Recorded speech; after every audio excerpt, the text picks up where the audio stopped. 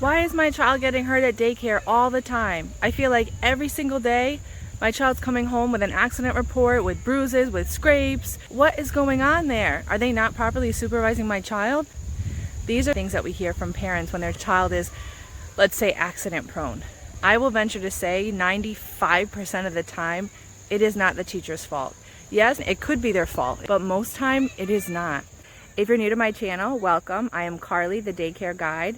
I am a childcare director and a former preschool teacher. I'm here to provide you with daycare and preschool tips and tricks so that your child's daycare experience can be successful. These are answers that most childcare providers want to share and want to give you, but can't always say it in such a candid way.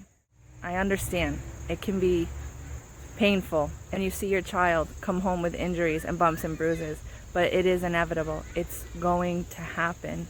Understand it is part of the journey. You may become upset inside because it's upsetting to see your child get hurt, but understand most of the time it is not the childcare provider's fault. It's not easy being a childcare teacher and supervising all those children at once. Incidents happen, accidents happen, and they're going to keep happening. Think about it. Your child is in a classroom with 10, 15, 20 other young children. There may be 2 teachers, maybe 3 teachers. Children are little. There's a bunch of them running around. They're off balance. They're running into each other.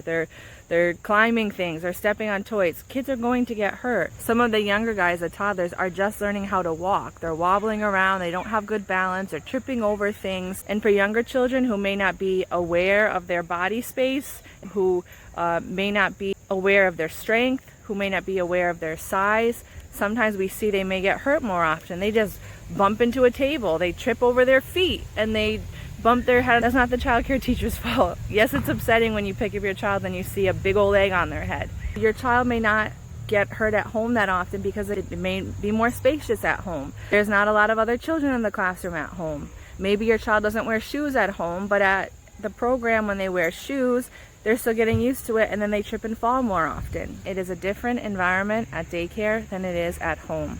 Also, if you want to speak to a supervisor there right after you found out about an incident and you are angry or upset because of the incident, wait until you calm down.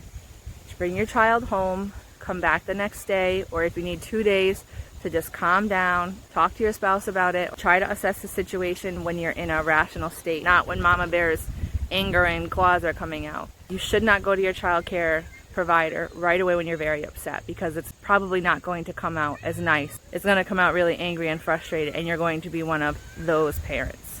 Trust me, when there are those accident prone children and we have to continuously give accident reports to the parents, it's scary. It is challenging. It makes us nervous and it makes us anxious. But you escalating the situation and becoming upset, and I'm going to the director, I'm going to the owner, I'm pulling my child out, it just makes the situation more challenging and more difficult. Ask yourself this too. When your child gets hurt at home, do you get that angry at yourself? You're just trying your best as a parent.